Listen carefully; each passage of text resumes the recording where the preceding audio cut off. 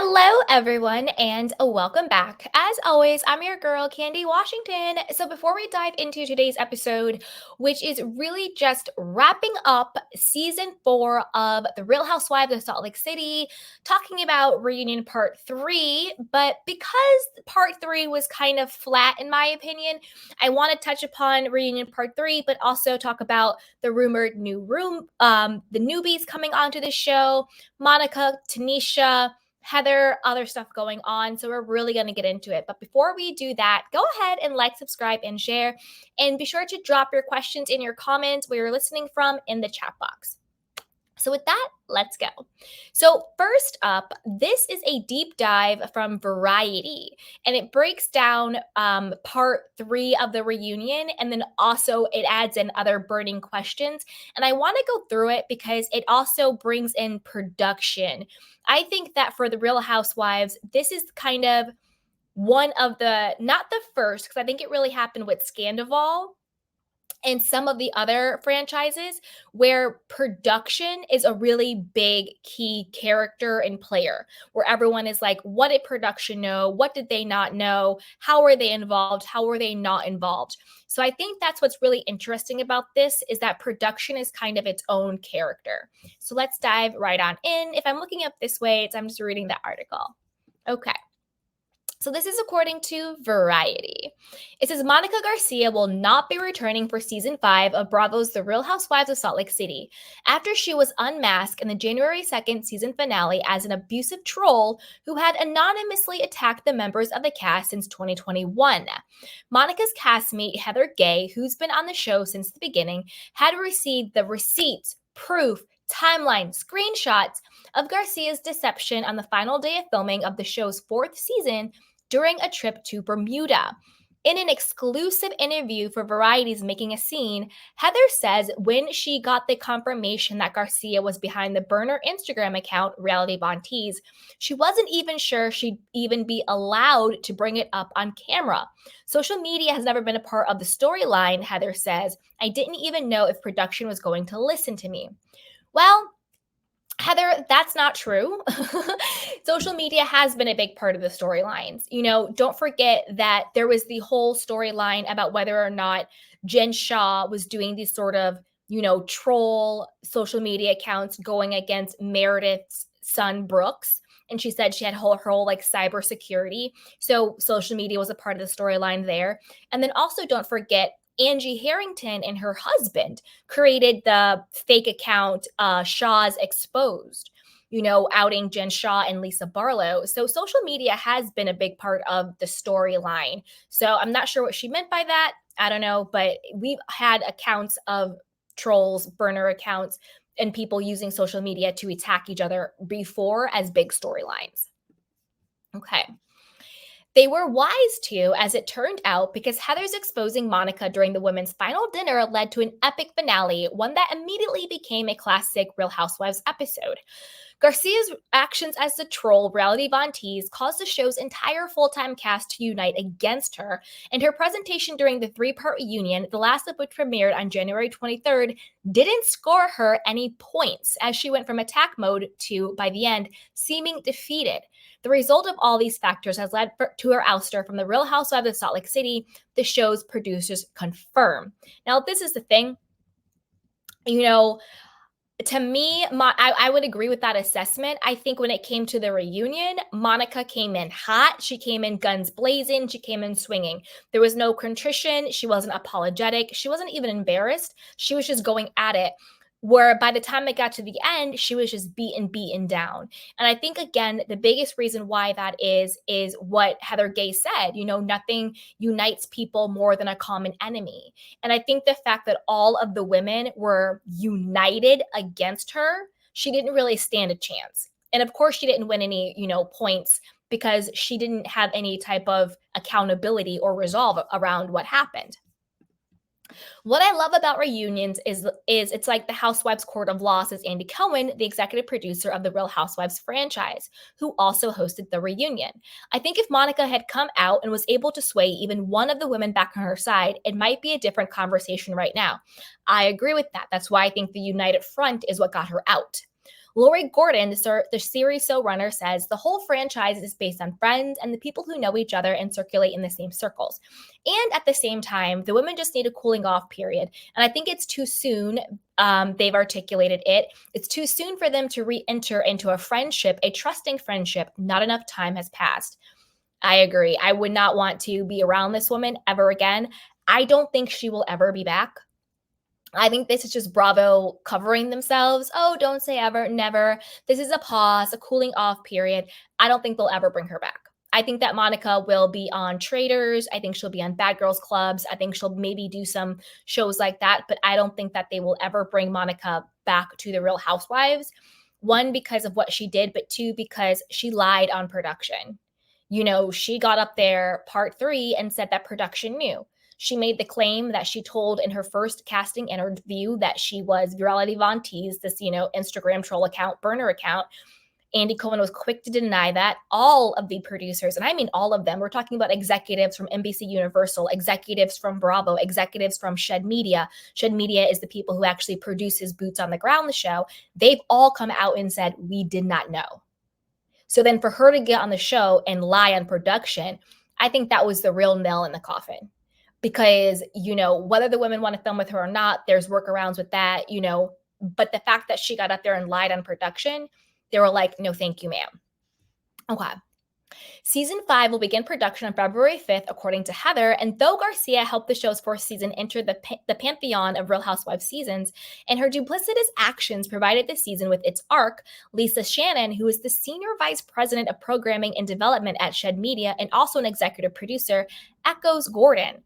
We're starting to film relatively soon. I think everyone needs a minute, says Shannon. If Garcia plays her cards right, though, she might be able to find her way back on the show. Who knows? Andy Cohen asked rhetorically. Anything can happen, and I love a comeback, and it would be very cool to find a path forward to her. Yeah, right. They always say that about the housewives that they fire. Like, please. But Lisa and Lori are right. It feels way too raw right now. Basically, Monica, you shot yourself in the foot when you tried to throw production under the bus and you lied on those people. They were like, not today, Satan. Heather is relieved by the decision and is resolute. Monica has no connection with any of us right now, she says. There's no chance that she will be in my home, in my business, or around me anytime soon. During the reunion, Heather and Lisa Barlow asked Andy Cohen whether Bravo and the producers knew that Heather was Reality Von Tease, or to quote Barlow, you guys brought her on with knowing she wanted to effing take every single one of us out, and no one gives a F.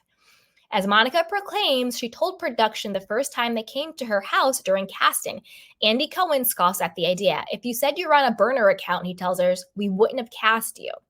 Andy, the thing with Andy Cohen is he's clearly like listening to someone who's in his ear, like literally in his little earpiece, who's telling him what to say. The problem with that is like we all know Andy Cohen really isn't hands-on anymore, even with casting. That's why we have shows that he does the reunion for and that he is the executive producer on, but he's never even met the talent. On Watch What Happens Live, the show Martha's Vineyard, there was some of the cast people on there who was meeting Andy Cohen for the first time in the clubhouse, which is fine. Executive producers, they're not boots on the ground. They're not doing casting. But it's kind of funny for Andy to be like, we would have never cast you. It's like, boy, come on now. But anyway, I'm actually with Andy on all of this for the most part. I don't want to shade him too much, Anyway. Shannon says no one behind the scenes knew that Monica had been posting as Reality Von Tease, and the idea of it violates production's bond with the cast. I believe production. I don't think they knew. You have to have the trust of your cast, Shannon says, and we would never jeopardize the trust of the cast, nor would the network, nor would Andy, especially over something so seemingly silly. And not knowing that it's going to pay off, we just would never do that, especially with the entire cast. You're really blowing up your relationship with everybody. Well, this is the thing. I think that they're saying it's because of the trust of the cast. The reason why I think they didn't know isn't because they want to keep the trust. I think they didn't know because they didn't do their due diligence in the casting process. Do you know what I mean? They didn't do enough of a background check. They didn't do enough of crossing their T's and dotting their I's. If they would have just checked the restraining orders and the cease and desist that Jen Shah's lawyers had sent them, they would have seen, oh, Monica Fowler, is that the same Monica Fowler assistant? Do you know what I mean?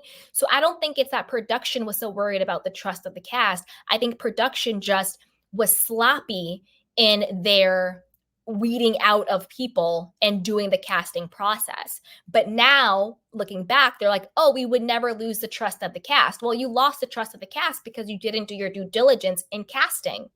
You know, if you're going to put people together in what could be very volatile situations, there's lots of alcohol, there's a lot of egos going on. You know, if you're going to put people in these very volatile situations that can be volatile and violent, you need to do a better job at vetting these people. Do you know what I mean? So that's kind of where I stand with that one. Okay. Now, Shannon says that if they'd found out about reality Von Tease during filming, or even if Monica had come to them and confessed, they would have helped her to craft a way to help her tell them so she wasn't so busted and left without any excuses or explanations. Had we known, we probably would have encouraged her much earlier on to have a come to Jesus with the ladies, Shannon says.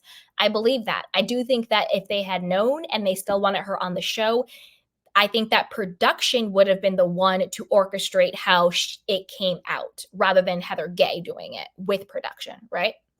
So in her interview, Heather tells Variety the story of what happened after she got off the phone with the person who confirmed to her that Monica was Reality Von Tease. After getting through her hesitation about bringing it up on camera, she told Gordon that she wanted to speak with Lisa, Meredith, and Whitney and the other original Salt Lake City cast members who had been targeted by the account. I can't tell you how bonding it was for us to have that moment together as friends, Heather says. This has not happened in 4 years of me being friends with Lisa, for her without hesitation to say, we have your back. Andy loves the beach scene, the imagery of which has drawn the season 1 finale of Big Little Lies. When you see the 4 of them on the beach and she says, the 4 of us have been through a lot, Cohen says. I think in that moment you see a level of sisterhood that's kind of a sisterhood that I love seeing on the Housewives. I love when they find common ground. I do too. And like Heather said at the reunion, you know, nothing brings people together more than a common enemy. And that common enemy is Monica. Knowing that she had her fellow castmates behind her, Heather says she began to plan what she would say at the dinner. Once I knew that I was going to be able to confront Monica at dinner, there wasn't a minute that I was getting ready that I wasn't rehearsing in my mind. What am I going to say? How am I going to say this? What am I upset about? Clearly, Heather was able to articulate what she was upset about, creating a moment that Real Housewives fans will never forget. She's extremely eloquent, Heather, and I thought that her entire speech was epic, honestly, Gordon says. So there is all of that. So when it comes to that, I want to know what you guys think about all of this. What do you think about, you know, Monica claiming in the reunion part 3 that production knew? And then production coming out and saying, no, we didn't. What do you think about Monica already being fired? And what do you think about Heather and all of the women coming together and banding against her? Now, when it comes to part 3 of the reunion, I feel like we already knew everything that was coming. I love that they had more footage of her stalking. I love that the women were united. I feel like Monica was defeated. And the burn book, that was a complete flop. The burn book was a huge nothing burger. And I hate when people come to the reunions with these types of receipts that are like non-receipts. Like, what was the point of the burn book? Just to be silly? It was ridiculous. So put it down below. Let me know what you guys think about the part 3 reunion, the burn book, Monica being fired, and all of that. So with that, oh, and be sure to like, subscribe, and share.